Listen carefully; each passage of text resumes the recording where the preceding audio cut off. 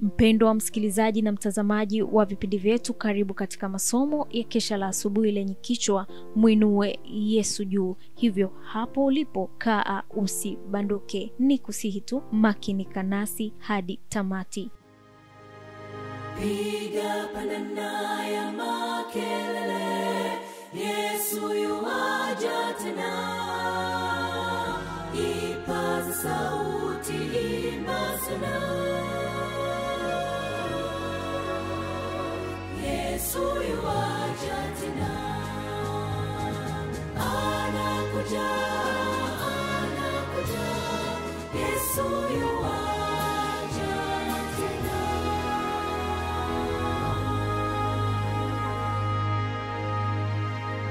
Nam, ikiwa ni Machi 18, chemchemi ya furaha na raha. Utanijulisha njia ya uzima, mbele za uso wako ziko furaha tele, na katika mkono wako wa kuume mna mema ya milele. Zaburi 16 mstari wa 11. Na tuombe. Asante Baba kwa asubuhi njema. Tufundishe, tuhekimishe, tueleweshe tunapoyajifunza maandiko yako matakatifu. Roho wako Mtakatifu awe pamoja nasi, atusaidie kuenenda sawasawa na mapenzi yako. Tunajikabidhi kwako kupitia jina lako Yesu Kristo, amen. Uzuri wa akili, usafi wa nafsi uliofunuliwa usoni utakuwa na nguvu zaidi kuvutia na kuweka mvuto mioyoni kuliko mapambo yoyote ya nje. Akili yenye elimu na adabu, ikiwa imepambwa kwa neema ya upole na unyenyekevu, usafi na uadilifu wa moyo, utaoneshwa usoni na kuhimiza upendo na heshima.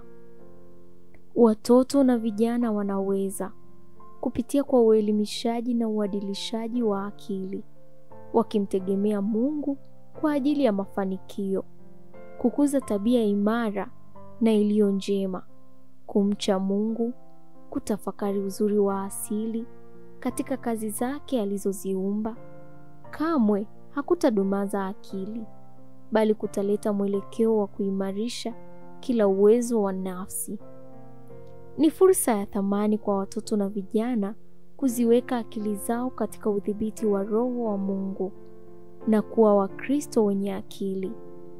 Nguvu zao za kiakili na kimaadili zitakuwa katika uwiano sawia.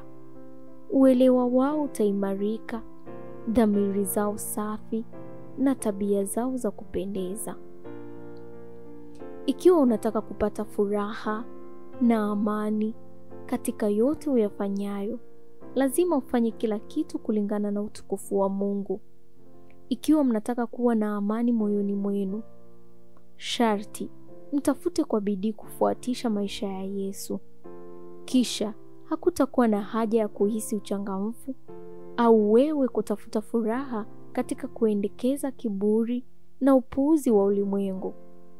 Utakuwa na utulivu na furaha katika kufanya mema ambayo huwezi kamwe kuvitambua katika kufanya maovu. Yesu alichukua asili ya mwanadamu, akipita tangu uchanga, utoto na ujana, ili kwamba aweze kujua namna ya kuwahurumia wote na kuacha mfano kwa watoto na vijana wote. Anajua majaribu na udhaifu wa watoto. Katika upendo wake, alikuwa amefungua chemichemi ya furaha na raha kwa ajili ya nafsi inayomwamini. Kwa kutafuta kumheshimu Yesu na kufuatisha mfano wake, watoto na vijana wanaweza kuwa na furaha kweli kweli.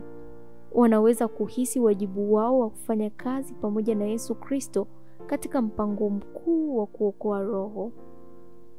Ikiwa vijana watahisi wajibu wao mbele za Mungu, watainuliwa juu ya kila kitu ambacho ni kibaya, cha ubinafsi na kichafu. Kwa hao, maisha yatakuwa yenye umuhimu mkubwa. Watatambua kuwa wana kitu kikuu na chema kuishi kwacho. Hili litakuwa na mvuto kwa vijana ili kuwafanya kuwa wenye bidii, wachangamfu na imara chini ya mizigo yote, kukatishwa tamaa kote na kwa magumu ya maisha, kama ilivyokuwa kwa Yesu kielelezo chao. Utambuzi kwamba unafanya mambo yale ambayo Mungu anayakubali utakufanya kuwa imara katika nguvu zake, na kwa kumfuatisha Yesu unaweza kama yeye kuongezeka katika hekima na kimo, ukimpendeza Mungu na wanadamu. Utasoma katika gazeti la Youth Instructor la Septemba 1, 1873. Huu ni mwisho wa somo letu la Machi 18, chemchemi ya furaha na raha. Tuombe. Asante Baba, kwa sababu wewe ndiye chanzo kikuu cha furaha, raha na amani. Tunajikabidhi kwako. Tunaomba Baba utuwezeshe kufuata nyayo zako na kuishi sawasawa na mapenzi yako, kupitia jina lako Yesu Kristo, amen. Barikiwa nami mwaka 2025 katika masomo haya. Anakuja.